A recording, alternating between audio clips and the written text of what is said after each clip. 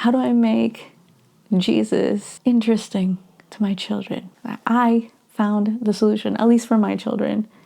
It didn't require TV, didn't require an iPad or any videos or whatever. It required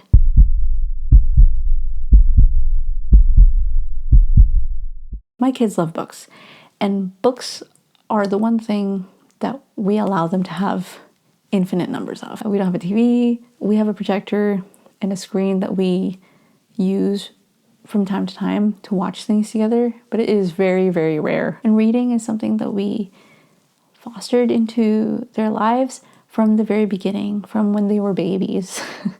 Here's a clip of my son just laughing at a book when he's, I think, maybe 1.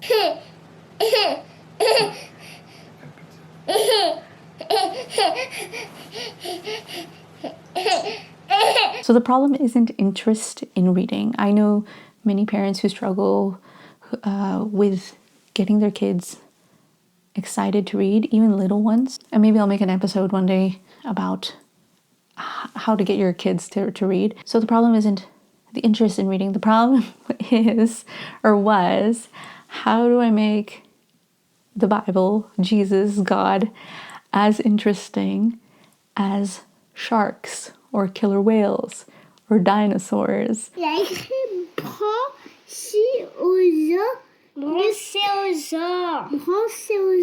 Or Robert Munch books, where you have very colorful photos and there's always some catastrophe that happens and gets resolved in the end, and it's very funny. Or even like Roald Dahl, where it's just absurd. How do I make Jesus, the story of humanity, of God, interesting to my children? I found the solution, at least for my children. It didn't require TV, didn't require an iPad or any videos or whatever. It required the dark. So let me back up a bit. 2 years ago, I think, for the book club, for the channel, we read How to Destroy the Imagination of Our Children, or 10 Ways to Destroy the Imagination of Our Child by Anthony Aslan. It was the second time I read it. I love the book. I highly recommend. I will put a link in the description to the review if you're interested. He's very funny. He's very witty. Love Dr. Anthony Aslan. Anyway, talked about how the imagination is very, very important. How we must build a solid foundation on the children's imaginations. And one way of doing that is through stories, through fairy tales. And he spoke a bit about the tradition of telling stories out loud. I'm sure you're familiar with the concept that back in the day, before books were invented, people would memorize things, poems, stories, verses in the Bible, the Psalms, etc., all by heart. And then people would gather together, and just listen to someone tell it. Maybe you've had an experience with a family member, a grandparent, where they would talk about something that happened when they were kids. So I thought, why not try it with my kids at night? Like I said, my kids love books, love stories. They're 4 and 5. They love stories. But sometimes as a parent, if you're a parent, you're just like a little too tired for telling stories. So I decided, okay, some nights I will try and do stories in the dark. So I thought, are they going to like this? Is it going to work? Or are they going to be bored? Or, but I decided to do it. So I started with a story they already knew. And of course, a story I knew, which was Jack and the Beanstalk. And one night I pitched it to my kids and I said, okay, tonight we're not going to read any books. We're going to listen. Mama's going to tell you a story in the dark. And from then on, we called it Stories in the Dark. The first time I did it, I was so bad at it. You think you know a story until you have to tell that story to someone else. And not only tell it to someone else, but also make it engaging and interesting and worth listening to. So I thought I knew Jack and the Beanstalk, but apparently I didn't. I'm pretty sure if you ask my kids, they probably don't remember, but I'm pretty sure if they knew, if they could remember, they would have been like, Mama did not tell a good story that night. But I pushed through. I got better because I told it so many times. And I would add details here and there as I went. And it would all come back to me. And now I have like a formula for several stories, like Jack and the Beanstalk, Goldilocks, Little Red, The Three Little Pigs, etc. And we kind of cycle through those. They get to pick, and I will tell them that story in the dark. So I might have been a little naive when I thought, oh yeah, this is going to be easier than reading a story, telling a story by heart in the dark when you're dead tired. But it is very rewarding. You get better at it. When I started this, my kids were 4 and 2. And now they're a little older. They're 5 and 4. So they have preferences. Okay, my son loves any book with animals, sharks, whales, rays, the sea, anything to do with the sea animals, he loves it, but animals in general. So what I found difficult after was actually trying to read to them the physical books of the Bible, especially for my son who's into sharks and stuff and dragons and etc.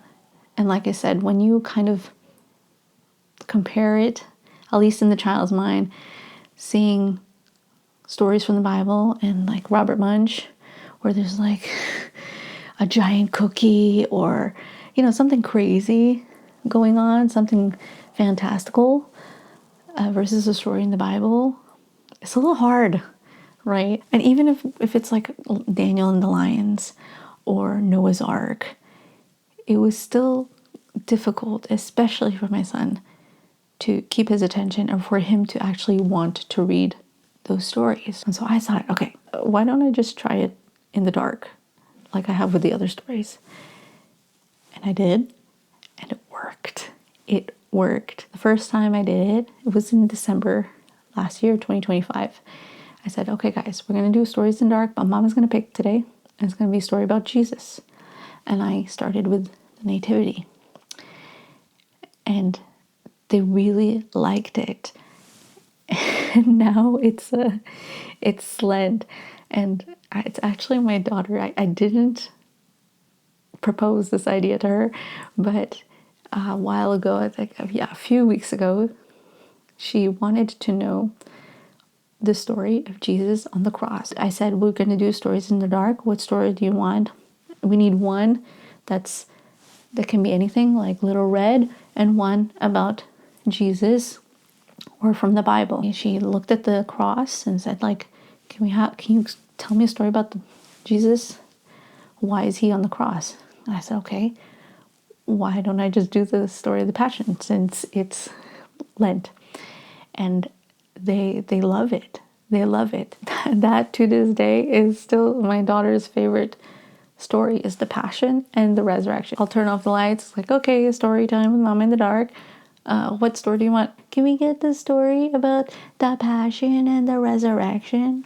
Okay, we'll do that. Here's why I think it works. Anything that's abstract, like even the idea of God, right? All powerful, all knowing, or things that are difficult, like death, are a little bit easier for them to understand when they kind of have to picture it or think about it. For example, like Jesus scourging at the pillars. If I were to show them the actual, like Mel Gibson's The Passion, it would be very difficult for them to understand. But if I am able to explain to them through story why things were happening, how things were happening, in the way that they're able to picture it in their minds, they're able to grasp the ideas, difficult or abstract, in their own way. And what I came to find that was handy as well is that as you tell the story over and over again, you add little details that you didn't in the beginning. So for example, when I gave them the story, or I told them the story of creation and Adam and Eve and the fall, I didn't put it all at once. I didn't even mention that they were naked until later.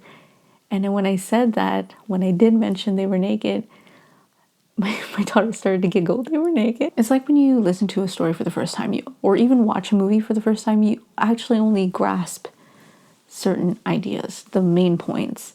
It's the more you listen to it that you get the details.